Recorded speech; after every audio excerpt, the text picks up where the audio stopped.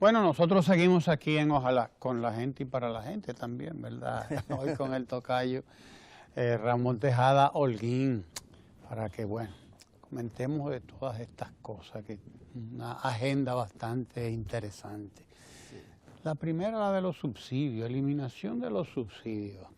Hace un tiempo que venimos discutiendo en la República Dominicana la necesidad de que se enfrente la cuestión de los subsidios. El gobierno dominicano en diferentes momentos pues estuvo facilitando las cosas a diferentes sectores de la economía. Hablamos, por ejemplo, de zona franca, que es un sector que ha sido pues muy beneficiado con subsidios, tratamientos especiales, en razón de, primero, la inversión que representa, de los puestos de trabajo que crea, del know-how, como dicen, el conocimiento que viene con algunas de estas empresas, etcétera. Pero también hay otros sectores empresariales ya dominicanos y sectores como el sector transporte, muy subsidiado por el Estado, en el momento, sobre todo, en que el petróleo en el mercado internacional subía las cotas de los $100 el barril, que llegó a superar por mucho los $100 el barril, y que, bueno, pues el Estado dominicano asumió la responsabilidad de otorgar subsidios al sector transporte y a otros sectores, pero sobre todo se tiene ahora la decisión ya se tomó, de hecho, la decisión de eliminar el subsidio a los combustibles, a este sector transporte. Pero quizás lo que hay que ver, primero que nada, ver esto no como un elemento puntual, momentáneo, sobre un sector, sino ver la eliminación del subsidio como parte de toda una serie de medidas que está tomando el gobierno precisamente para que la gente tenga un mejor transporte, tengan un mayor nivel de calidad en el transporte público, porque no es solo el tema de los subsidios. Claro. Pero empecemos con los subsidios. ¿Qué es lo que acaba de pasar? En realidad lo que acaba de pasar es que el Ministerio de Industria y Comercio ha dicho, en el año 2011, recordemos eso, en el año 2011, con el precio de petróleo a más de $100, se tomó una decisión, luego de diversos acuerdos con los transportistas, que para evitar que el transporte se encareciera demasiado y llegara muy caro al público, se le iba a dar un subsidio a los transportistas, que en realidad era un subsidio para las personas que utilizaban el transporte público. No era para que ellos se enriquecieran. El subsidio era a la gente. Era a la gente a través de ellos. Eso fue en el 2011. ¿Qué cantidad de millones están recibiendo por ese subsidio? Bueno, solamente directamente por el que era el subsidio a los combustibles para ellos, recibían alrededor de 4.000 millones de pesos al año. Pero si a eso tú le colocas bono gas, que lo reciben unos varios cientos de miles de choferes, se tira a 605.000 más o menos millones de pesos al año se le estaba entregando a este sector transporte para mantener una situación de un combustible que estaba hace 6 años. Tú dirías 65.000 millones, no 605. 605 mil millones. En 5 años. En 5 años, en cada año. Era 4.000 en cada año. Son 4.000, no, son 6.000, perdón. Exacto. 6.000 millones. 500 millones. 6.000 millones. 6.500.000 es una cosa así. Que para resolver una situación, en un momento en que el petróleo estaba a más del doble de lo que está ahora. Pero ahora resulta no solamente que el petróleo está a menos del doble de aquel momento, sino que ese subsidio no estaba correspondientemente llegando a la gente, vamos a ser sinceros. Es decir, el sector transporte estaba precisamente vendiendo en el mercado parte de ese subsidio. Y además de eso, los precios del transporte no se correspondían al nivel de que estaban comprando los combustibles. Entonces el gobierno definitivamente toma la medida de eliminar este subsidio al transporte público, que, como han dicho el Ministerio de Industria y Comercio, no debe tener ningún tipo de impacto, y se va a velar porque no lo tenga, en cuanto al precio del pasaje, porque el impacto que tenía precisamente este subsidio ya era mínimo, puesto que lo estaban utilizando en otra cosa, y al contrario se había convertido en una forma de ellos conseguir más recursos, muchos de los sindicalistas. Entonces, sin embargo, no veamos esto del subsidio como un asunto puntual y ya. Mira, le quitaron el subsidio a los transportistas y desde hace mucho tiempo el gobierno le ha estado prestando atención a este tema del sector transporte, y esto del subsidio, como te digo, es uno de las tantas medidas que hizo. Mira, por ejemplo, bueno, el presidente fue claro en el discurso que dio el 16 de agosto en la toma de posesión, donde estableció una línea de acción para mejorar el tema del transporte y llevar mayor nivel de calidad en ello. Entre eso, primero que nada, hay una legislación que se está promoviendo junto con los congresistas para que mejoren digámoslo así, la normativa del transporte. Entre ellos, cosas como la siguiente. Tú sabes que en realidad muchos de los supuestos sindicatos de transporte no son sindicatos, sino que en realidad son asociaciones patronales, son empresas. Los sindicatos serían si los choferes que trabajan para ellos se unen ellos solos para ellos exigir su derecho frente a quien su empleador. Pues en este proceso que se está promoviendo dentro de la ley, de la nueva ley de movilidad que se llamaría, hay una opción que es que estos sindicatos se conviertan en verdaderas empresas. Ese es el primer nivel, que se convierten en auténticas empresas y contraten a sus choferes y le den los beneficios que merece un chofer que está trabajando para alguien. No con el cuento de que es un sindicato, tienen seguro médico, todo eso tienen que dar, derechos laborales, derechos laborales, etcétera. No de que yo te alquilo el carro, tú me das tanto, y con eso ya no tienen responsabilidades con ninguno de los choferes.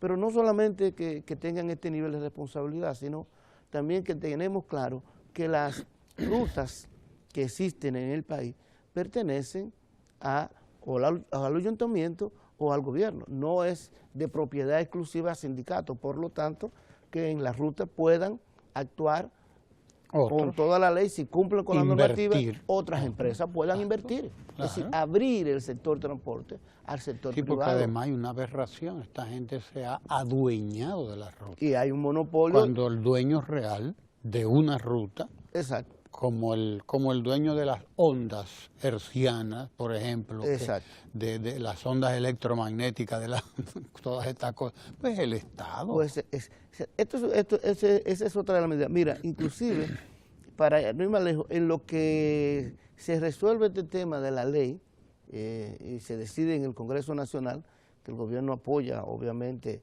una ley de movilidad que tenga esta característica que te acabo de decir, recientemente se creó una comisión donde se aglutina todo el sector transporte, para que la comisión haga un estudio y pueda presentar opciones. Pero ojo con esto, que yo sé que la gente cuando le dicen, se hizo una comisión, de una vez dice, otra gente para ganar dinero. Otra comisión. No, esta comisión tiene la siguiente característica. Primero, está formada por las instituciones de transporte. Segundo, en el mismo decreto dice que ninguna de las personas que están ahí y que ninguna de las instituciones que están ahí pueden ni recibir ni usar dinero extra para esa comisión. Es una comisión de una actividad que forma parte del trabajo de cada una de las instituciones que estén ahí, del trabajo cotidiano, lo que quiere decir que no puede haber recursos, no pueden venir y darle dieta grandísima a la gente que se reúne, ni nada de eso.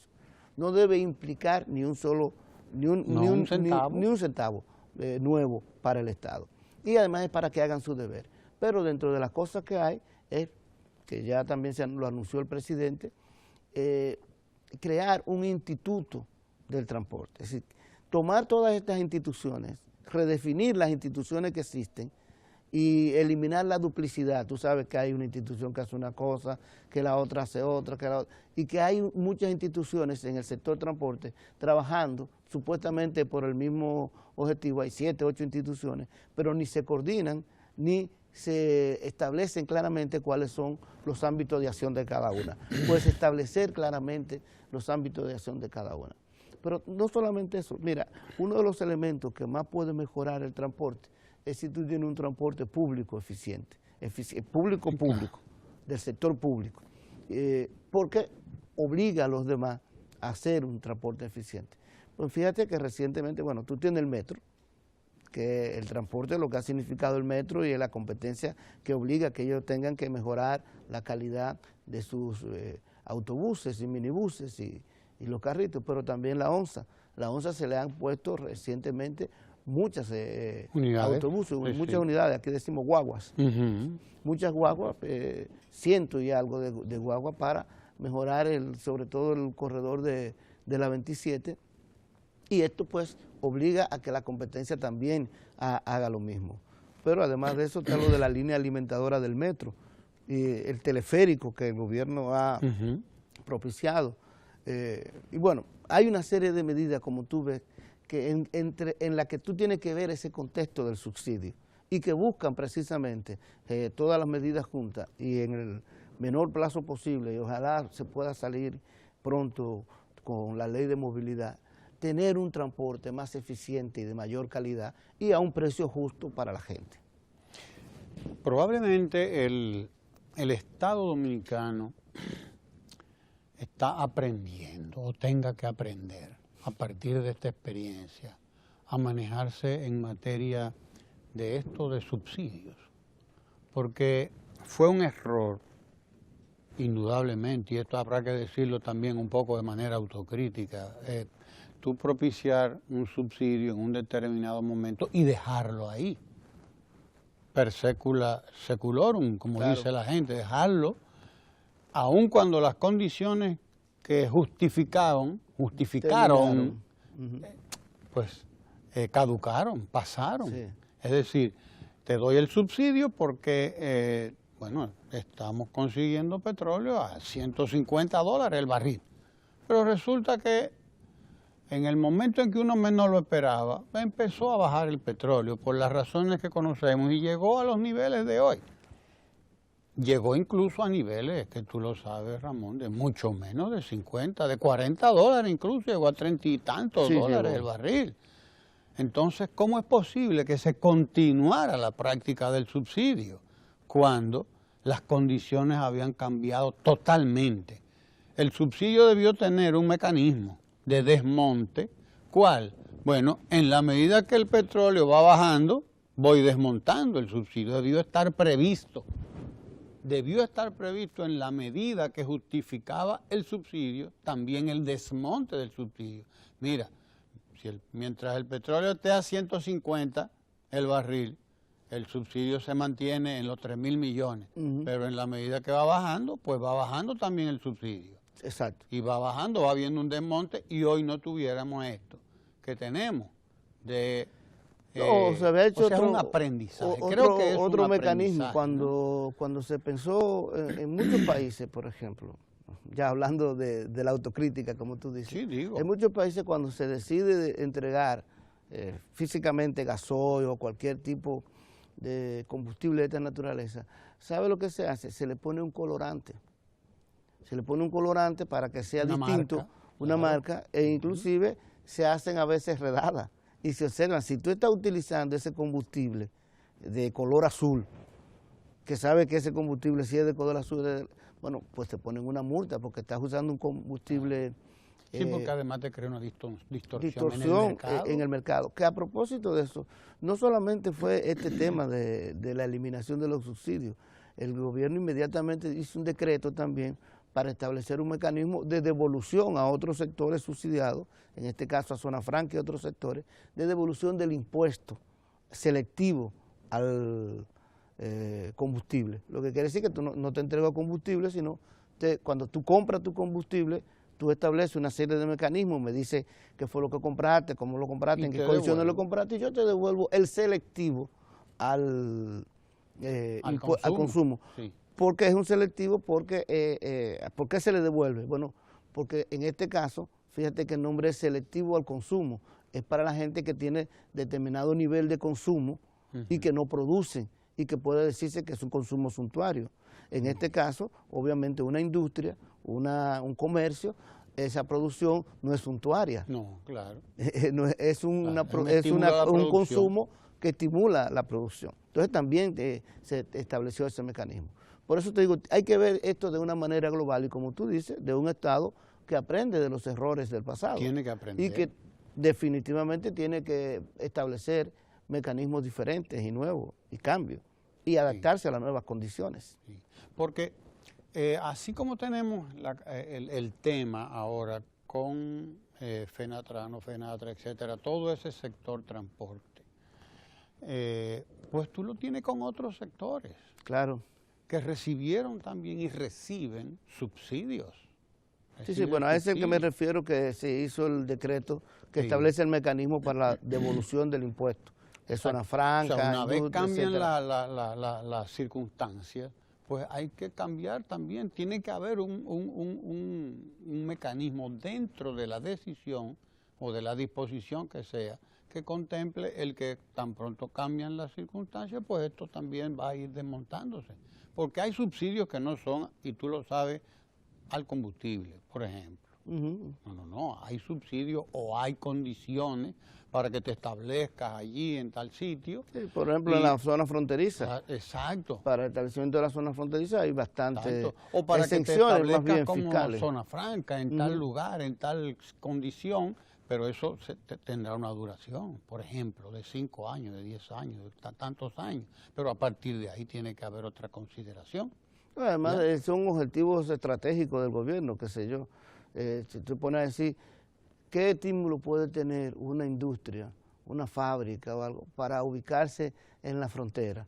Tomando en cuenta la lejanía de los centros urbanos, el tema del transporte que tendría que utilizar para llevar su producto a otro. Exacto, se le encarece. Claro. Pero a ti te interesa que la zona fronteriza se desarrolle por muy pobre, por lo que implica en términos binacional, por la cantidad de personas dominicanas que ahí sobreviven y tienen pocos recursos. Bueno, pues entonces tú tomas una decisión de exenciones fiscales, de algunos subsidios, para que las empresas se ubiquen en esa zona, para darle algunos beneficios.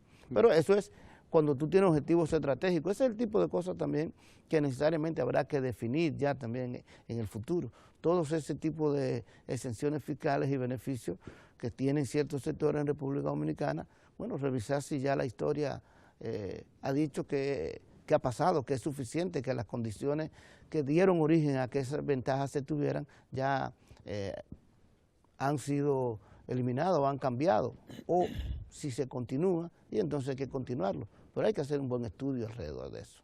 Tú recordabas hace un momentito la intervención del presidente de la República frente al Congreso cuando rendía cuentas o cuando asumía, cuando tomaba posesión también,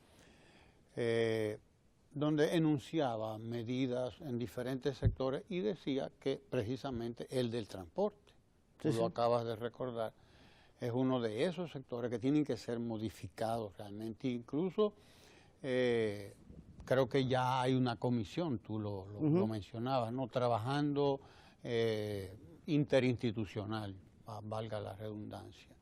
Esta eliminación del subsidio forma parte quizás de estas políticas así que van dirigidas al sector, porque realmente el sector transporte público en la República Dominicana urge de una intervención. Sí, forma parte totalmente de esa medida. De estas Mira, políticas. Y en el fondo los propios sindicalistas, que son en realidad empresarios del transporte, ellos saben que el cambio viene y que va a ser imposible cambiar, porque fíjate la medida del subsidio, el apoyo que ha tenido de la población. Sí. Y los transportistas lo saben. Por ejemplo, la gente de Conatra se ha movido. Fíjate, Marte tiene una flotilla de taxis inclusive de lujo,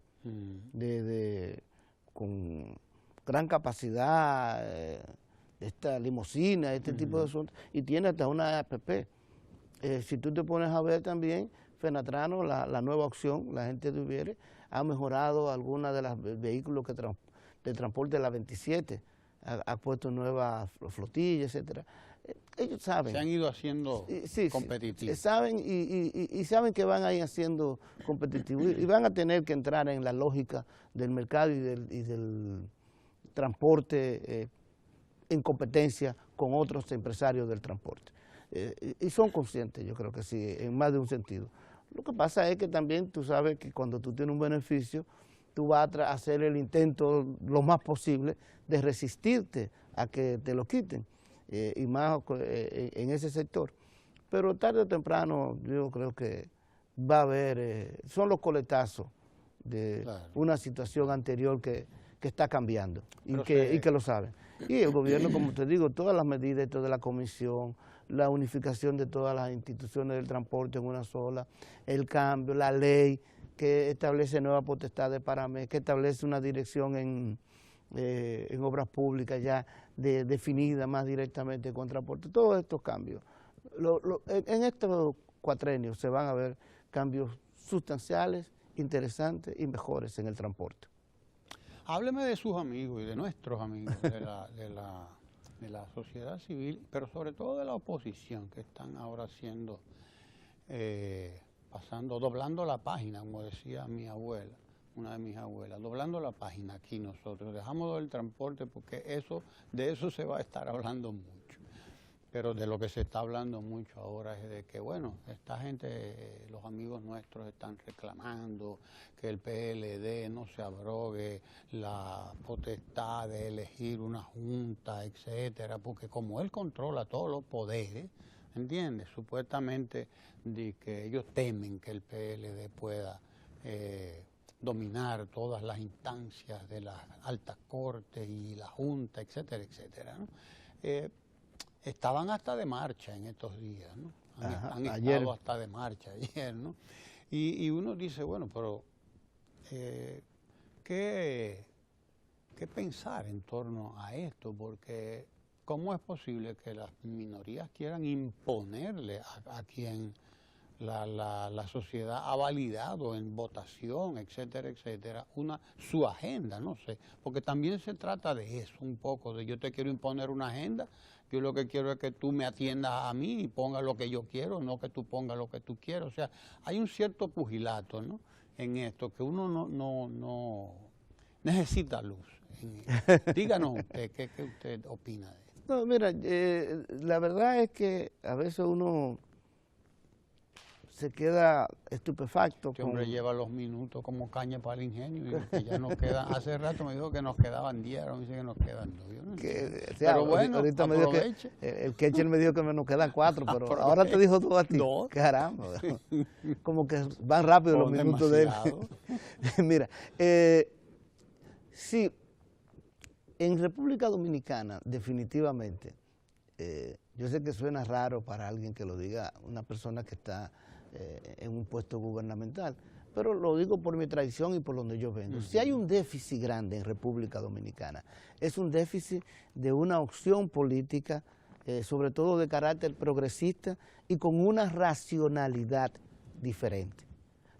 ¿Qué es racionalidad? Cuando uno dice a veces, ¿qué es la racionalidad política? La racionalidad política lo que significa es con una visión en la cual el conjunto de medidas que usted está tomando y que lleva a cabo de protesta o de sinergia o de apoyo o de no apoyo o de búsqueda de la gente, ese conjunto de medidas, las cosas que usted hace apuntan hacia un norte claro.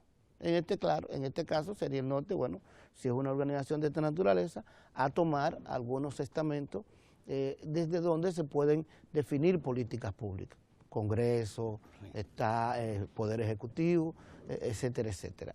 Entonces, nosotros carecemos de una oposición que tenga ese nivel de racionalidad política, de establecimiento de una meta clara y de una serie de estrategias para conseguirlo.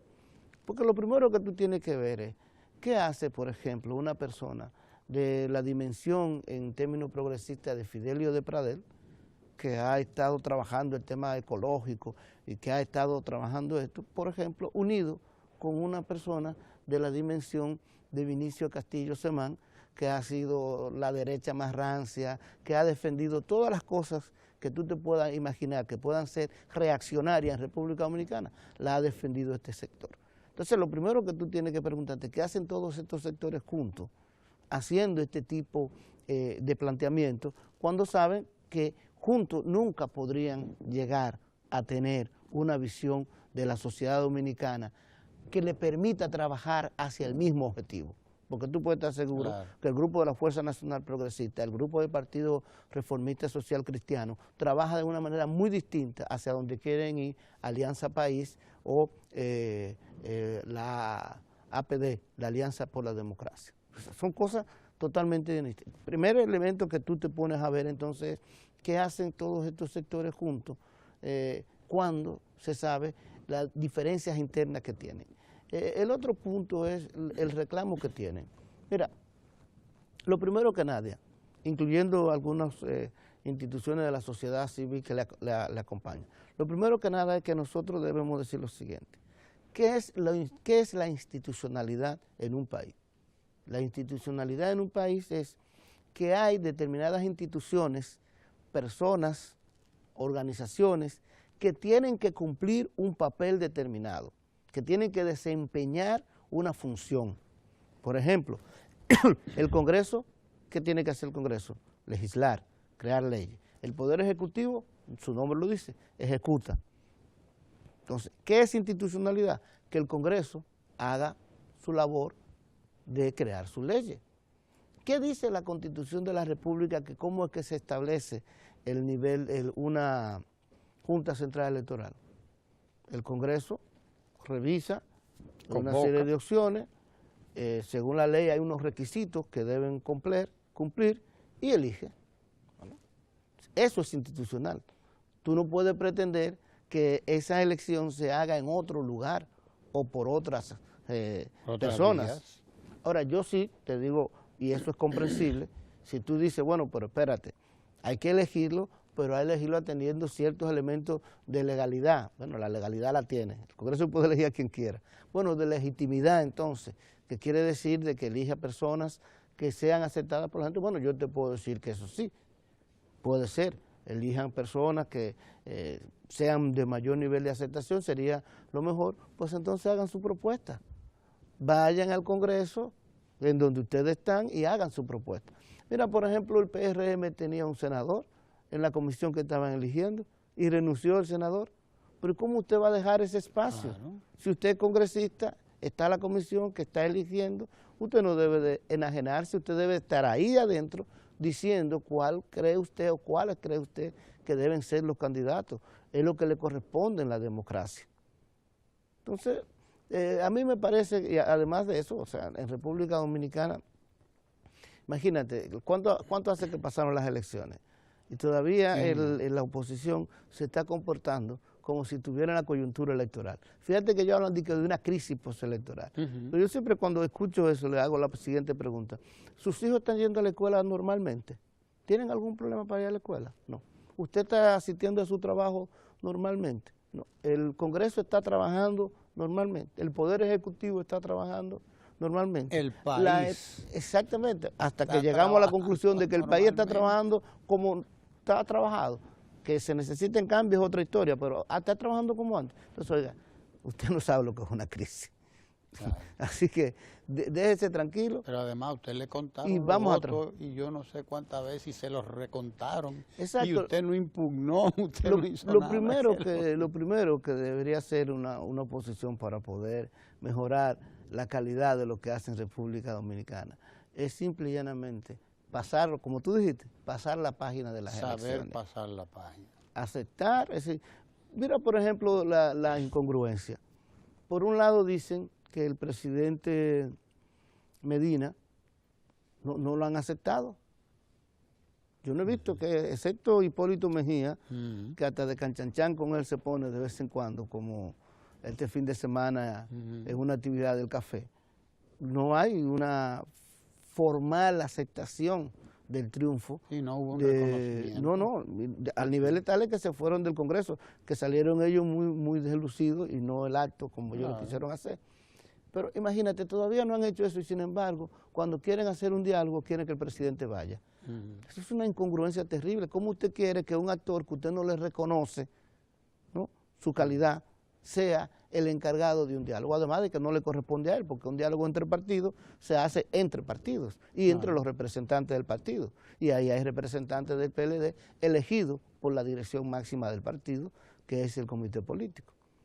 Pero bueno, yo sé que, mira, el Queche ya no está haciendo señas, Sí, ya Lucas anda por ahí ya. y dice, hey, mi minuto. No, definitivamente. Esta gente tiene problemas para entender muchas cosas. No el tiempo aquí, sino esa gente que anda por ahí con pancartas. Y bueno, habrá tiempo para que conversemos más sobre todas estas cosas. Gracias al tocayo Ramón Tejada Holguín por estar con nosotros. Gracias a ustedes por estar ahí, que son los que nos justifican todos los días. Y quédese ahí porque viene Ecomundo con el economista Lucas Vicens. No se mueva de ahí.